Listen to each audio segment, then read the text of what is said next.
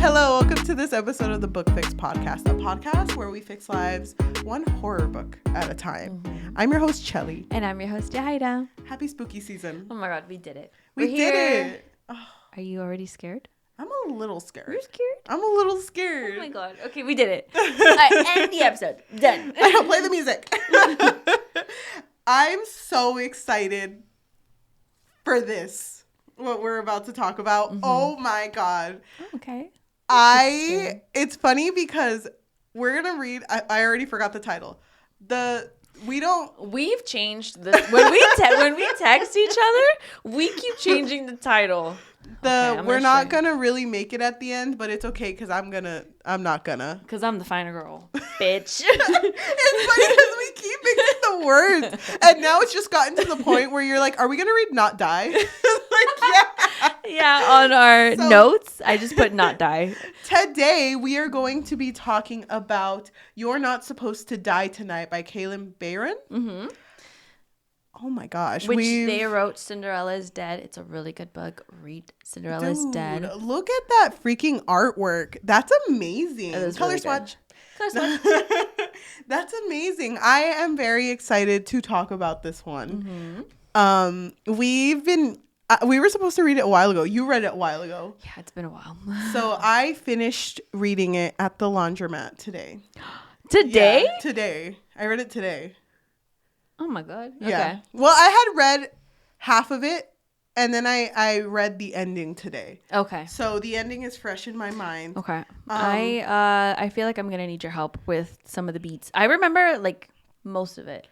Okay. From what I know about you, though, you liked Cinderella is Dead a lot. Mm-hmm. So I think you liked this story a lot. That's my guess for you, because we don't tell each other how we feel. Mm-hmm. I think I started off very strongly. It's fine. Mm-hmm. But I feel like, I mean, the fact that you bought it, because you're not one to buy books without like being like, okay, maybe I should get it. Kind of down. Yeah. Yeah. Mm-hmm. So the fact that you bought it is a huge thing. Okay, and the only tab you have in here is writing good. So writing must be good. Oh my god.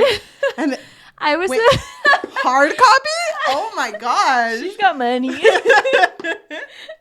And I know how much you like horror stuff. Yeah. I was supposed to be more detailed with my tabs, but we had such a big bulk. I was like, I don't have time. Yeah. So I didn't even.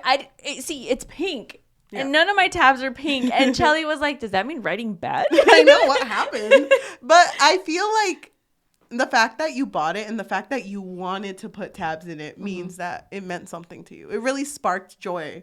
Oh my god! Yeah. So I feel like you are excited to talk about this one as well. Mm-hmm. Thank you. So you think I would rate it? You're going to give it a 5 out of 5. Wow. Okay, that's very strong. All right. I think you would give it a 4. A 4? Okay. A 4. I don't think you love it that much. Yeah, I wouldn't marry it. You didn't buy the book, did you? No, yeah. Actually, look underneath your seat. I will say, I know that you really wanted to read it, and I know that you said it was mentioned on Book Talk, but I've been seeing it in like Walmart. It's been at Target. This book? Yeah, it's like showcased at Barnes and Nobles now, so I'm like surprised. Mm-hmm. But did it recently come out? Like, is it pretty new? I think so, because I bought it because I saw it at Target, and I really like the cover. Yeah. So that's why I got it. So if you want to read horror, thriller, kind of a whodunit, kind of a little bit, and sapphic book, I do recommend read this. But why don't you start with a spoiler-free summary before we start spoiling the fuck out of this book? Okay, so Charity is our main character, and during her summer job, she plays the final girl at Camp Mirror Lake, where she is able to recreate scenes from a classic slasher, The Curse of Camp Mirror Lake. But suddenly her coworkers have been disappearing, and she quickly learns that the role she plays may be all too realistic when she finds an actual dead body. So we're going to spoil a lot of this story. I do recommend go read this book first or listen to the audiobook. I thought the audiobook was really well done. I don't know if you heard the audiobook. I don't think so, no. It was really good. Yeah, go do that because we're going to spoil the fuck out of this book. Real quick. Our main character, Charity, how old is she? 17? That's what I was thinking too. Like, 18? not an adult. She didn't sound like 18. But she's been going to this summer camp job for a minute. Like, it sounds like she has a lot of experience going here. So, and her being the final girl is kind of like a promotion, right? It's like a big deal. But it's crazy to me that she's a teenager. But there was a part where she like called her boss and was like, "Can you be here? I think having an adult would be really nice." Like, that's something someone younger would say. You know what I mean? But she's the final girl, and basically at this camp, Mirror Lake, they reenact what it's like to go through like a killer being there trying to run away. They invite a bunch of guests and treat it as if they're actually being chased. Well, it's like this whole like event. No, it's kind of like horror nights, like at Universal. It's kind of like that, right? Because it's very like people hear about it, but it's not really advertised. But it's kind of cool too because you book it as a group. They get to manipulate what happens, so they get to choose if there's survivors in this round, if there's no survivors. They get to choose how they play things out, and they're just acting in the movie. So it's really cool. And there's like a thing too that like you can touch, you can push any of the guests, but you just can't like injure them. But you know, if like a sprained leg happens, like I think you sign a liability form. Yeah, you sign a liability form. It's funny because she's like, "Yeah, I love my job, but it's kind of weird because there's like the people who like actually want to murder, and I'm like, nah, murder's bad." I was like, "Thank you, Charity." Guys, I'm the final girl. Okay. I love that she's the final girl. She's so confident in what she does. She's good at speaking with her group, with her team. And it's crazy because she is really young, and there are no adults here, so she is very much like that person in charge, right? And she's very creative with the way that she creates blood, like bloody scenes or whatever. So she is definitely like it feels like she's the one who's in charge, even though she does call Mr. Stedman. Yeah. No. Oh, I was thinking of another one. You're thinking of another book. Is it Mr. Stedman? Mr. Stedman. Mr. Lamont. Lamont, thank you. Okay, wrong book. Okay, but Mr. Lamont, her boss, it's so funny because the only time that she calls him and answers, he's the most unreliable bitch. Yeah. Doesn't care about that job. And it's just like, can you be in charge of it, please? You need help? No, I gotta play golf with the boys. Isn't it also like she will reach out to him and she's not even sure if it goes through until he like calls her later and he's like, what is it? What happened now? And dude, oh my god, so triggering. But she also has to cover for him because he should be there. But it's like, no, he's no, he's out. Actually, he's at a meeting. He's been in the restroom for 10 years. Like, that bitch ain't coming out. Still there. No, but she's so work oriented, good at her job, loves being there. Like, it's so interesting to like fall in love with this character so quickly because she's just so, even like when they realized that they had to all stay to clean up, she was like, "Come on, guys, I'm staying with you. I got my team coming. We're great." And we quickly learned that she got this job because she doesn't want to be around her mom's boyfriend, right? She's like, you know what? I just decided I'm going to get a job. It's better for me anyway because I'm not there. And so that's why she's also a really hard worker. It really sucks because you can see just how little her family even cares for her. Because she has a girlfriend in this story. Her name is Bezzy. And they talk about how they never have signal here at Mirror Lake. And when they go to a place where they have a little bit of signal, Bezzy's phone's always like lighting up, beeping because like, oh, here's all the missed calls and missed messages. But that never happens for Charity. Yeah, I definitely felt for her. I think she was definitely a character that you connect with immediately because she is so resilient. Yes. So the first big problem that happens Where the fuck are the coworkers? I know. Okay, I forgot about I think that. that's I mean, it's not like a big thing. Who were the ones that were missing? Who knows? I don't remember. But they just didn't show up. Yeah, so I think it was 2 or 3. I can't remember. 3. 3 coworkers just don't show up for their shift, and everyone just assumes like, oh, they just left. Like sometimes this job is like too much for some people. Yeah. Or they're just too lazy to really put their all into it. And I think it was a little bit of both. I think she just kind of assumed like, oh, they were really lazy anyway, so they must have just left. So because of that, they're in charge of doing like the last 3 nights. And on the second to last night, she was like, everything's going great. You know what? This is going to be a no survivor run. It sounds like she really enjoys it. She's like, oh, this is going to be good. You know what? I'm going to make you this position so you'll enjoy it. She's like all handing out the jobs. But then it gets thrown off because there's a person who approaches the game and it's like, you're not a guest and you're not a worker. And she looks at them and they're holding a shotgun. Yeah. And I will say, that freaked me out. Yeah. Because, oh, God. I was just like, these are all kids. These are all children. I don't like that shit. Because, like, I think, I don't know. It's scary that it's just a random lady who is very set on, like, the intent to kill. Yeah, but she seems very incoherent as well. Like, what she's saying doesn't really make sense to the workers there. But she's very, like, accusatory, right? Like, you're not supposed to be here. You're not supposed to be doing this. And then Charity calls the police or the sheriff or whoever. Somebody shows up, and they're very, like, dismissive to the teenagers. He's just kind of like, well. Yeah, and I do want to say, too, first of all, freaking shout out to Charity, who was able to react like, everyone go here, everyone hide. And just to mention, they all hid in like the main room except for Bezzy and I forget the other girl's name, Tasha, I think it was. Yeah, Tasha. Both of them hid in a like a supply closet that they're not supposed to go into because a bunch of expensive stuff are in there. Oh, yeah. Didn't they have to break in though? Yeah, like, they had to break into it. Yeah. So they both hid in there. And then she's hiding with her coworkers. I do want to bring up a few of them. Javier is a coworker that she met that is super reliable. He's just really good at his job. And she was like, I'm glad he's here because he's kind of one of the only ones that understands the job. Yeah. And then there's another one. His name is Kyle. And he's kind of like...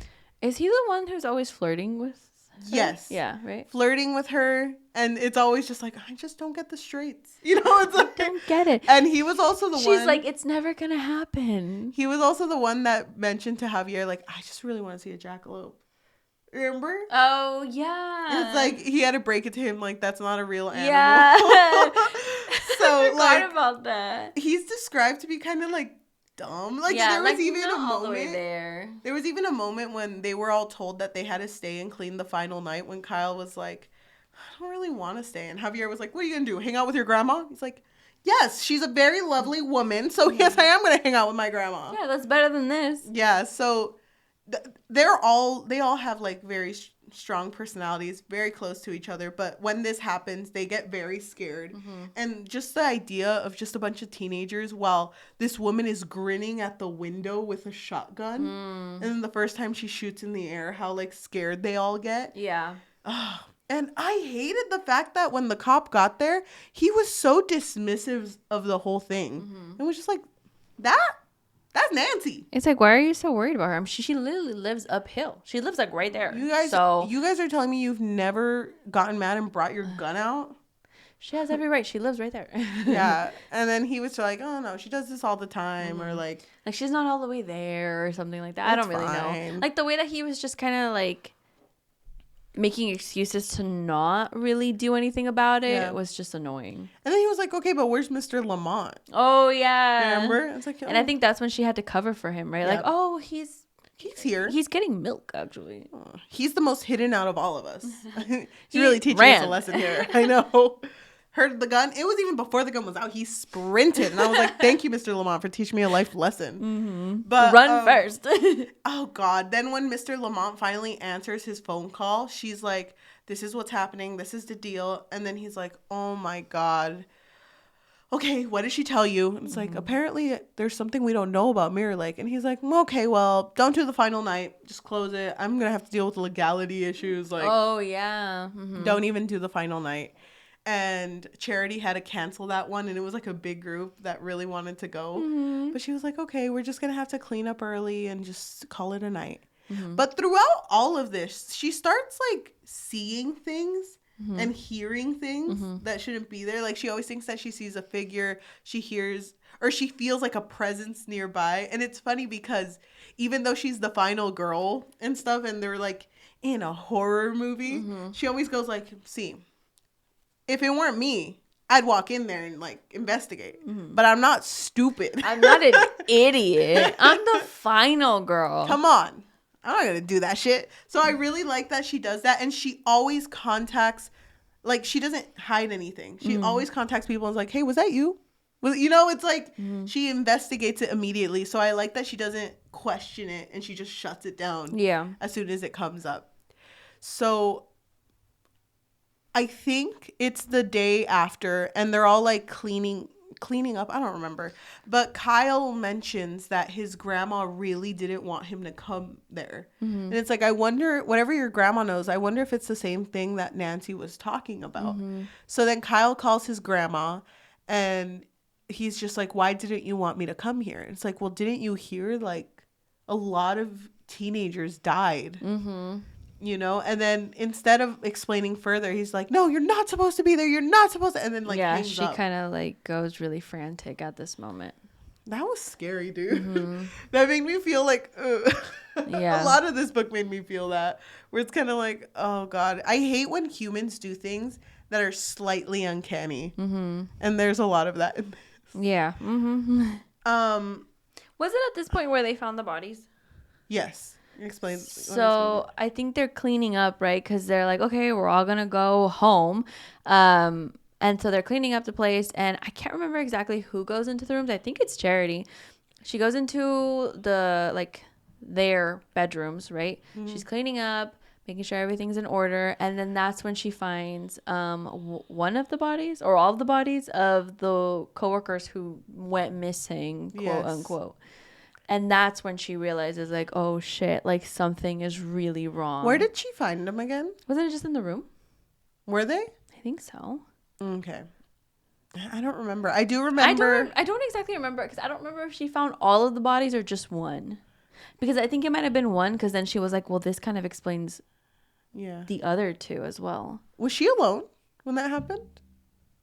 Yeah, I don't remember either. I know that she did a lot of things with Bezzy. So I'm just trying to remember like the way it played out. But yes, this is where things start to get like, oh my God, this is not right.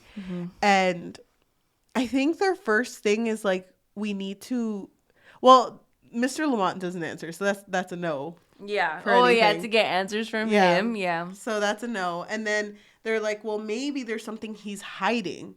And then that's when Bezzy's like, well, when Nancy came, when that shooter came, we hid in that supply closet, but it's not supplies, it's papers. And, you know, why would Mr. Lamont lie about that? Yeah. So they go into there, and that's where they see the newspaper clippings of, like, a murder or, like, a disappearance of a lot of kids that happened back in, like, 71, which is before Hollywood started shooting their movie at Mirror Lake. So they're really confused on why the fact that this wasn't, like, a big talked about thing. I do want to mention right now that throughout that, like that whole story, I love Bezzy and Charity's relationship. Yeah. Oh, I really in like love them with each other. It's so sweet. And it makes me sad because Charity has a lot of moments where she's always just like, oh, this is like a forever thing. I can see us together forever. It's always you and me. And they're always just so like considerate of each other. Even when that whole shooting thing was happening, the first thing that Charity did was like, I gotta call Bezzy and make sure she's okay. Yeah, they were so freaking cute together. Yeah, they were. Like, I was so glad when Bezzy and Tasha, well, I think Charity told them to come, right? But I was just so glad when they showed up as well. Yeah. Oh God. But I really appreciate that that's trickled in throughout the story. But the reason why they showed up is because of the 3 coworkers that went missing. And she was like, I need extra help. Do you guys mind just helping me out for the last weekend? But that was before that was canceled. So that's why they're there. Yes, you're right. So now that they know all of this disappearance stuff is happening, I don't remember the way it played out. But I know that Porter... They want to ask Nancy, the lady who was trying to shoot everybody. But who went? Porter, Bezzy, and Charity? From what I remember, allegedly. No, so what had happened was Charity, Bezzy, and Porter. Like, all this shit's going on. It's like, this crazy lady who said that we don't know something, she probably knows something. So we're going to go to her and see what we can figure out. But when they get her, Nancy immediately holds a gun at them and is, like, ready to attack. But then brings them in and starts explaining, like, don't you get it? It's the owl. It's the owl that's getting everyone. And they're like, what the fuck is she talking about? And Charity is like, I'm so close to this lamp. I can grab it and I can hit her. That's what and she keeps doing that. And then there's a noise outside. And that distracts Nancy enough for Charity to pick up the lamp, like smack her multiple times in the head. Nancy... Damn, she's dead. Yeah, Nancy falls. And they run out, and they make it super clear. Like, it's such a weird moment because it's like, yeah, we're going out. Oh, Kyle's out here. Yeah. And it's kind of like, it's just weird how it's like, oh, okay, happens to be here at this time. But then they see another person, a silhouette, and they're like scared. They're trying to see who it is. And Charity's like, I know this person. And it's Tasha, but she's completely fucked up. And it's to the point where her insides, she's having to hold her stomach to make sure that nothing falls out. And it sucks because they're all aware of what's going on and that she's slowly dying. And they look at her and they make a face, but they're like, we can't say anything. We're not going to say anything because we don't want to freak her out because she's clearly in shock. Like, she's still responding to them, but... Yeah, it's like the shock where you don't even realize that you're bleeding. That fucks me up so bad. And... when they asked Tasha what had happened, they were like, let's take you back to the base so we can use the landline and call for help. And she's like, no, we can't go back there because the owl is there. And it's like, it's weird that she would bring that up when Nancy just brought that up. So that means there is some, like, validity to, like, what she had said. And so then there's, like, what do we do? Do we... go back? Do we go back to the camp? Do we go back to the old lady? Like, where do we go? Yeah, so they're kind of just stuck, but then I think they decide to go back to camp because they want to use the phone. And oh my god, so much people died. Yeah. Do you want to explain, like, really quickly, like, who? I don't remember their names. Porter was one of them. Javier was another. Kyle. Which one was the one where she does see an owl, but she sees the body first? No? Was it Javier. Porter? I think it's Javier. Javier? No, I'm not sure, but... It's been a while since I read this book. I think it's Javier. Yeah? Okay, but it's not at the campsite, though. No. She's, like, walking through, like, this hiking trail where I'm not exactly sure. I think she was going back to the house. Yes. And she's walking through it when she hears a noise on the side. And then she looks over. And I'm pretty sure she sees Javier's body first. And he is, like, fucked up. Yeah, it is him. And then that's when she sees the owl. Right? I don't remember what happens after this, though. Well, all I know is that all of this shit is going on. And they go snooping for more, like... information. And they figure out that there was this thing called the Owl Society that had 4 members. And basically these members were, like, protecting this land. And I don't remember how it came to it, but these Owl Society members ended up talking to Charity, right? There was a moment where they talked, and it was kind of funny because Mr. Lamont later, who asks her about it, is like, the fuck, they didn't tell me shit. I asked them and they didn't say anything, and they're over here telling a teenager everything, but telling you all the secrets, what they figure out, and it's a lot. Let me see if I remember this correctly. Yes. Okay, so I'm not exactly sure the origin of this, but if I remember correctly, you have to, like, sacrifice something Yes. in the lake, right? and it gives you your wish. Like, it grants you whatever wish you want. And so that's why the murders happened, because they helped them remain successful, I think. I'm not exactly sure what they got out of this. You get a wish. But I don't remember what the wish was for the members of, like, the society. Was it just, like, I think being they all there? chose. No, I think they all chose their own thing, because a lot of the wishes were all like wealth, strength, power.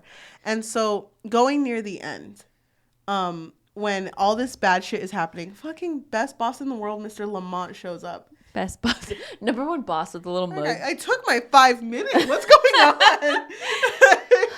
Charity, I told you not to destroy the kid. I leave for a bit and you guys can't handle it. Oh, no, and there's I'm the boss here. There's a murder on the loose. Javier, clean this. Oh, can't clean yourself up. Damn. Okay. Javier, it's not your break time. Please get up. Come on. No, but you don't have PTO. Come on. He shows up and he's like, okay, we're gonna get out of here and everything. Oh yeah, I called the police because it seemed like he was on Charity's side, right? Because she's like hiding or something from the owls. And he shows up and he's like, they're like saving her. I think he saved her from somebody. I can't remember who. Yes. And then she's like, I called the police and everything. Said that. Yeah, he does say that. And but she's like, how? No, because he's like, I called the police. And she was like, okay, well, can you lend me your phone so I can call Bezzy's parents to tell her what's going on? Because she was thinking about hers, but then it's like, nah, I'm going to call Bezzy's instead. Mm-hmm. And he was like, I don't have a phone. She's like, but bitch. I mean, Mr. Lamont, you just said you had a phone. And then he's like, oh, gosh darn it. I got caught in my own lie, didn't I? I would have gotten away with it if it wasn't for those meddling kids. I know. You just start crying. I love the idea of just this boss being so fucking incompetent. He's literally like, from what we're saying, he is the mastermind of a lot of things. But it'd be funny if like, just let me sacrifice you. Let me kill you. God damn it. You always do this. I literally bought you guys lunch the other day. Yeah, it was just like a half of us in Subway, but it doesn't matter. And yes, I ended up taking the rest of it, but I was hungry. Come on, guys. It'd be just so funny if he was just like that. Yeah. Yeah. Oh God. But I just feel like this reveal was kind of lame. It was like, of course it was Mr. Lamont. Okay. That bitch. Yes, this one didn't hit, but it's getting there. No, it's getting there. I know it's getting there. Basically, Mr. Lamont's like, okay, guys. It was me. I know you guys are kind of shocked because best boss in the world and a supervillain. I know you just can't be both at once. It's funny if he was just like best boss of the world cup mug, and he's like, guys, I have a confession. He switches it his best villain. I didn't want to tell you like this is my confession. This is my confession. What song is that? Usher. Thank you. I was thinking that song. Okay, but he basically says that he lost is it his wife or his mom? He lost someone in his life. Okay, but he wanted his mom, and that was the wish that he was going to make, right? So he's like, sorry, girls. I know you're good workers. Trust me, I know it and I appreciate it and I love you guys, but you were Employee of the Month for a reason. But if you think about it, I am gonna give you a break for life. Which oh my so God. Crazy. No, without pay, of course. But it's like, sorry guys. No bonuses either. Don't ask for it. Actually, you have to pay me. Okay. But he is basically like, I'm gonna have to kill you guys. Wait, hold on. My wife wanted to be here. Nancy! And she comes. Get your ass over here. I know. I'm here. Like her shotgun. You can't be like that. Anyway. She's juggling them. It's like, she's like amazing. But it's like a reveal like, oh my God, you're fucking related to Nancy. And it's like, one more thing, bitch. And first of all, it's such a big thing. And I think it's Bezzy, Charity, and Kyle who are the only ones left. And they're basically planning on killing Bezzy, right? Like, she's the one that's most hurt out of everyone. And so they're saying, like, please don't do it. Please don't do it. And it's like, well, you know, I already want my wish. I gotta do it. My wish. The lake's right here. Come on, guys. I already killed everyone. It wouldn't be cool if you just make me go all back. I'm going to have to say sorry to everyone. But they do a reveal also. The fact that everyone who was sent to work at this summer camp was because the people who sent them to work there knew that they were going to die. Yeah. So Charity's mom's boyfriend sent her knowing that she was going to die. He was like, God, I need to get rid of her. That's fucked up, huh? Oh my when gosh. that was revealed, I was like, that fucking Was it bitch. the same for Bezzy then? Well, Bezzy was not. She wasn't sent there. She went because of. Oh, you're right. To help Charity. Okay, but the biggest reveal is when they're like, "Oh, well, our grandson also is part of this." Grandson, make your appearance. Well, doesn't he stab her? What? Doesn't he just like? No, not yet. Because first, Kyle basically reveals that he's the grandson, and Charity, who's trying to, the way that the book says it, which I really like, appeal to his humanity. She keeps going like, "Don't listen to," because these grandparents are putting him down. Like, yeah, you're a little bitch. You're stupid. You don't know anything. It's like, I had to do all the work, Kyle. Look, you almost lost this one. Yeah. Bitch. Yeah, but Charity's like, you're one of us. I thought you were helping us. And he was like, I was. But... And he feels, from what it seems, he feels bad.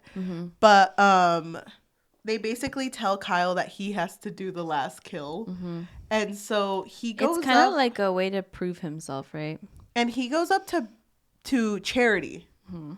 And from what it seems, it looked like he was going to help her. Yeah. Like, it was so like, yeah, we're going to get out of this. But then get through this. He stabs her.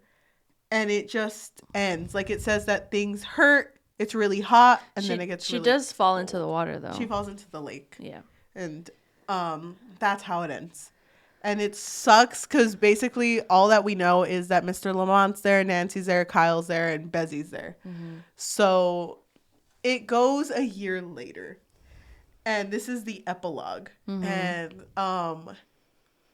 it's Bezzy, who is basically saying that she received a letter that was not marked. And the letter's like, I'm so sorry for what happened. Like, I wish I could take it back. So I want to repay you with anything you want, strength, power, money, anything. If you go to the place it happened, the day it happened. And if you don't come, then that's your answer. But in the beginning of the epilogue, she has been mentioning that she lost Charity. Bezzy. This is because now it's Bezzy's point of view. Well, yeah, because Charity died at the end. So it's like, and she's super fucked up after that. Like, Bezzy? Yeah, she is. She's just like almost like revengeful a little bit. Before I reveal the ending, because Bezzy does end up going and meets Kyle there.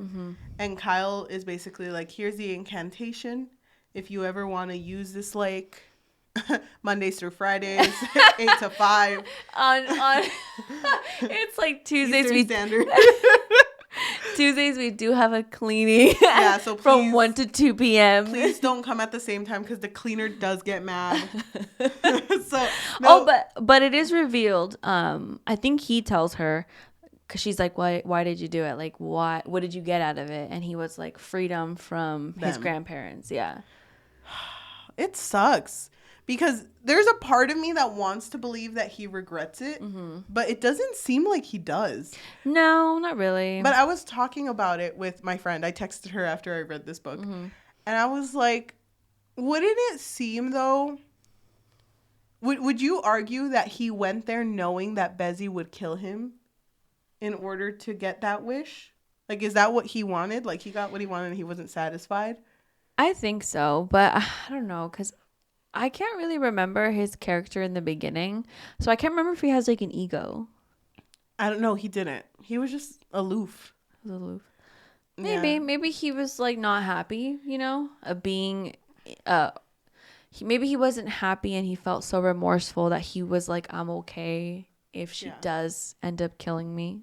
So if she does end up killing me or not. She does. And she repeats the incantation. But before we reveal what she got, have you ever read Monkey's Paw? I know about it. Do you know how it ends? Isn't it based? Hello, isn't the movie? Isn't it based off of this book? No. You know the 7 Wishes movie with Joey King? Yes. Isn't that the monkey's paw? Yes, it is. That's the monkey's So everything paw. you wish for, it's like... It happens, but with a price. Yeah, exactly. So I want to talk a little bit about it. I'll talk about it quickly. No, go ahead. Take your time. This is going to be 4 hours. Actually, welcome to our monkey's paw episode. I love the monkey's paw. Me too. A lot. I read it once a year. Like, okay. The monkey's paw is an Edgar Allan Poe, right? Is it Is it EAP? Is it? I don't remember who wrote it. Hold on, let me check.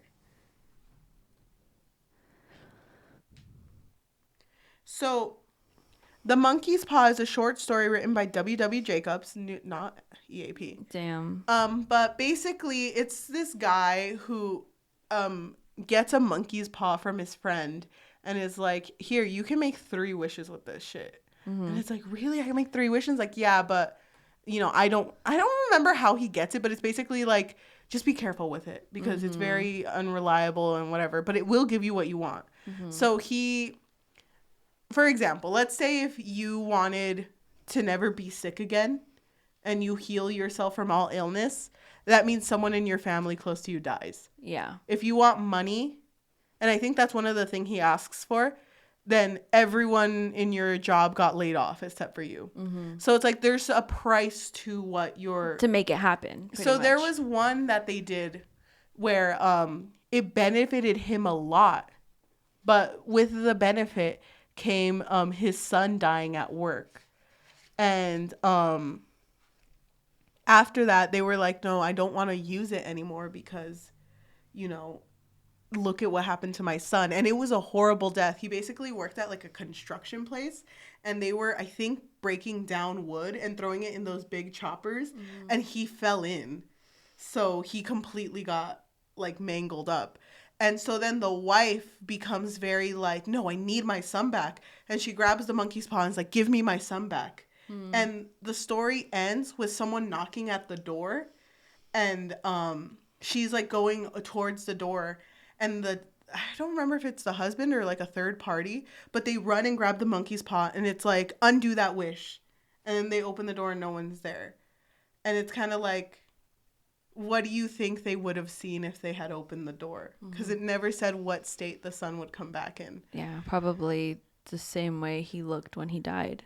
So with the end of this story, I thought it was powerful because Bezzy is like, there's only one thing in my life that I want right now. And she wishes for charity. Mm-hmm. And so when she wishes that, she sees a figure come out of the water. She has her eyes closed, I think. Yeah, she closes her eyes. And you can hear a figure coming out of the water. Yeah, she's just listening to everything happening. And so when she opens her eyes, I think the last word in this book, is just charity. Like, she sees her. Mm-hmm. And that's so scary. Yeah. Because it's been a year that she's been in the water. Her body was... There was no indication, though, what she looked like. But that's what's so fucked up about it. Like, you can't tell me that her body's fine after... Unless she's, like, just super moisturized. And she... Whoa, you're glowing! She was, like, in an air bubble the whole time. Like, damn, girl, when are you going to make your wish? But I love that this book ended like this. Mm-hmm. This was such a satisfying ending. Like, it's so fucked up, but I mean, that final girl did survive, bitch. She really did, even though we think that she didn't. I like that quote that Bezzy says. It's like, I would do anything to give her final girl, like, label back. Mm-hmm. So the fact that she brought her back, it reminded me of Monkey's Paw, and I'm like, damn. Yeah. I wish we could have seen what she looked like, but I think it's more impactful not knowing what she looked like. Just lay awake at night thinking, like, damn, what is she? Dude, it's fucked up. It's so fucked up. So chef's kiss. I didn't think about that, honestly. I just kind of assumed that she would have looked hey guys, like a model, just out of a runway. But now that you saying that, I'm like, damn, that's kind of scary. Yeah, because you don't like waterlogged and very Geordie. Yeah. Oh. Throwback. I fucking loved this book. Oh my god. Yeah. And I remember for some reason I didn't think you put this on our reads for this month. So when I saw it, it's because it threw me off that you just wrote "not die." Oh, I literally changed the title of this book like 5 because it's called "You're Not." This one, you ain't dying tonight. Not tonight, girl. You're not supposed to die tonight. But I put this one off for so long, not because I didn't want to read it, but it's because like I'll get to it eventually. Yeah, I'll get to it eventually. I think we were supposed to talk about it last book. Yeah, right? We were. No wonder this book feels like so far away from me. Yeah, that was why. And when I read it, I was like, this should have been the first one I read. This was such a strong book. And the fact that it's so short and a standalone, it feels like they got everything I wanted in this book. They had characters that were likable. They had characters that were flawed. Fucking Kyle, I fucking love that bitch. Even if he was kind of... Yeah. Mr. Lamont, best boss in the world. Best boss. And best husband. The third part of his mug. It's like underneath is like a fourth thing. I know. Oh my I God. fucking love it. But I don't know. It was just such a well-written story. I can see why you really like this author. And now really like this author. I do really want to read Cinderella is Dead. It was a good book. Yeah. And I know you don't like Cinderella renditions. So the fact that you like that one. There's just too many. There's too many. Not enough. But I would say that I'm going to give this a 5 out of 5. And... it's now, I feel like it's going to compete with my book of the year. Really? This is a good book. Damn. I recommend it to everyone. I did not think I would like it as much as I did. So she's competing with Bridge Kingdom. Like, that's how much I fucking... Kingdom? Yeah, and you know I love that shit. Okay. I really loved this book too, but not more than Bridge Kingdom. Sorry, girl. Imagine at the end of the year, I'm like, what? How could I have said that? Yeah. So this was actually the first book that I read in last book. Yeah. And it was such, like you said, it was such a strong... well, you didn't even read it. Well, what you said was it would have been a strong start. Yeah. It was a really strong start. It actually gave me a little bit of a reading slump because I was like, I don't want to leave this book. This book was so good. I loved this book so much that I immediately after this I was like, I need to read Cinderella's Dead. Like because I've been wanting to read that book. Oh, I thought you already read it. No. I read it right after this because I was in a slump and then I was like, I need to. How was it? It was really good. Oh my God. It's also sapphic. I would recommend it. It's so good. Such a good sapphic representation in this book too. I know. They were so cute together. And I would agree with you that I really loved this ending. And I think I love it more now because of how much you like it. I had already liked it, but you giving it that more like creepiness, like we don't know what she actually looks like oh my God, like literally so scary. I actually really liked that a lot.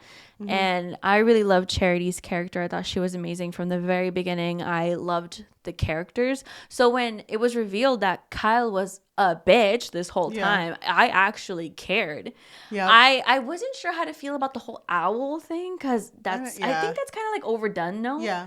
So I wasn't sure, but I did like that whole like sacrifice in the lake and the incantation. I thought that was really cool. I thought it was amazing that Kyle's wish was literally just to be free because I think you mentioned it that it's kind of hard to pinpoint how we should feel about Kyle, which is something that makes this book so strong because I felt for him. I was like, man, I see that these people really fucking suck and I understand why you would want to be free of them. But come on, couldn't you have just like moved away or something? Whatever. I know.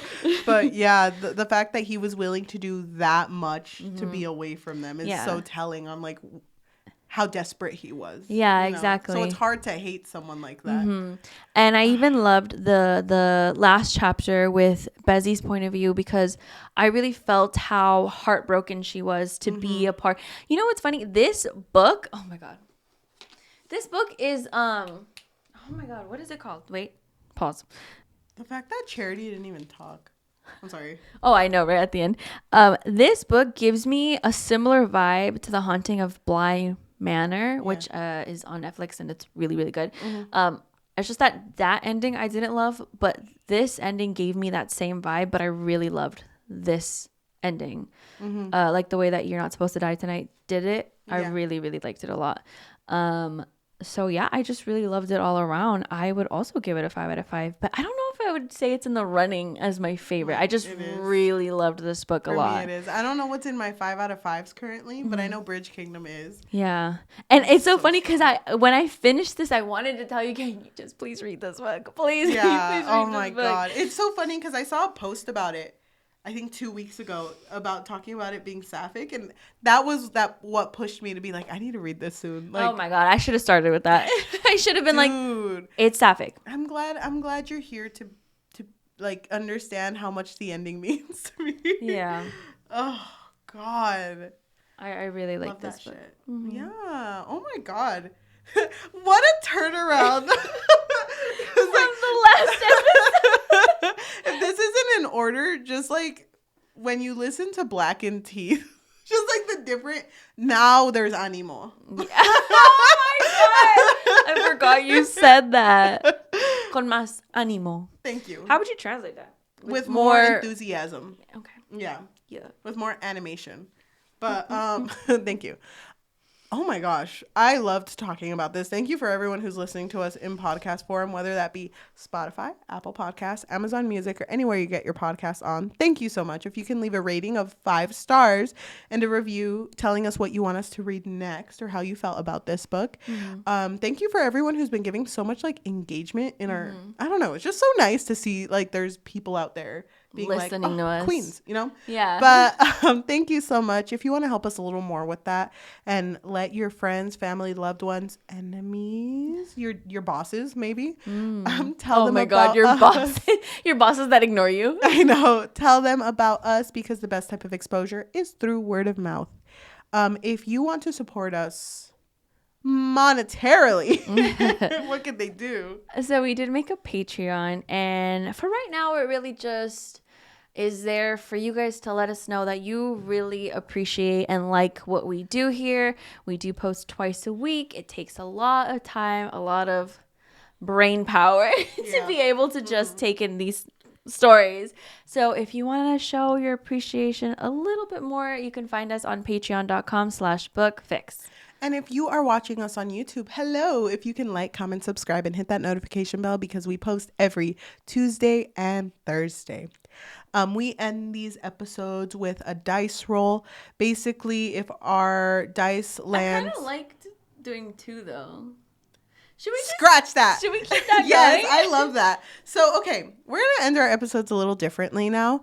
Yajaira is going to look up a negative review of this book while I look up a positive review of this book. Okay. And we're just going to compare the views. I hope someone brings up Monkey's Paw. If not, I'm going to riot. You're like, I'll bring it up. Oh my God, what's it called again? You're not going to make this one. You're not. You're not going to make this one. You're not supposed to. Okay, so this is a review written by V Bookish, which says she gave it a 5 out of 5. It's been a while since I read the entirety of a book in a day, but this story was so good, I really couldn't put it down. While it is shorter than 230 pages, it was perfectly paced, giving time to set up the story and the characters, and even leaving us clues that make sense later. I would describe this as slow burn horror rather than a basic slasher. I love that there was enough breathing space to get to know the characters while maintaining a creepy atmosphere at the campground, and when we lost them, I was genuinely devastated. The ending gave us twists after twists. I was floored where the story went. I'm so used to the basic, easy to guess culprit, but the story doesn't do that. It's much more elaborate. I was on such a high after the final pages. I immediately screeched at the author over Twitter. I'm so hoping we get more horror from them. Okay. Well, now on a more not so great note. Yeah, roast it now. Okay, so this review is written by Kylie. They gave it a 1 out of 5, and they said, I thought I was going to be reading a fun, comedic slasher because that is what one assumes when a book is for fans of Friday the 13th and Scream. Instead, I read a boring and weirdly short book that felt like a high school creative writing prompt. The entire first 100 pages don't really contribute to the plot. They don't make me emotionally connected to the characters, and I didn't get why a thriller slasher. The second half of the book also just rushed through. We don't really experience any of the slashering, which is fine because it's YA. But so is Clown's clown in a cornfield, and that was way more fun and gory. I didn't care for this at all. It was boring. Don't bother reading it, and definitely don't expect it to be like the slashers it was compared to. I did appreciate the author's hidden nods to Scream, like having a character with the last name Lillard and another character with an Ulrich in their name, meaning Matthew Lillard and Skeet Ulrich, which they play the two killers in Scream. Whoa. 1 out of 5? Yeah, 1 out of 5. Damn. That's what they gave it. Okay, well, thank you so much for watching, and we will see you next time. Bye. Bye. I have a question.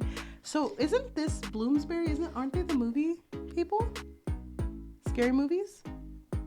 I think so. The ones that made like the Black Phone? Oh my god. Hello?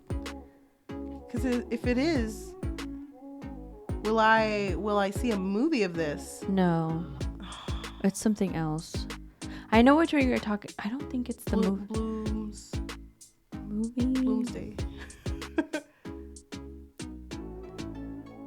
Blumhouse. Oh, we were so close. We were so close to having Zendaya be queen. Yeah. I was just thinking, Zendaya would be a good cast for this. Thank you. Yeah. Wait. Hold on. Yes.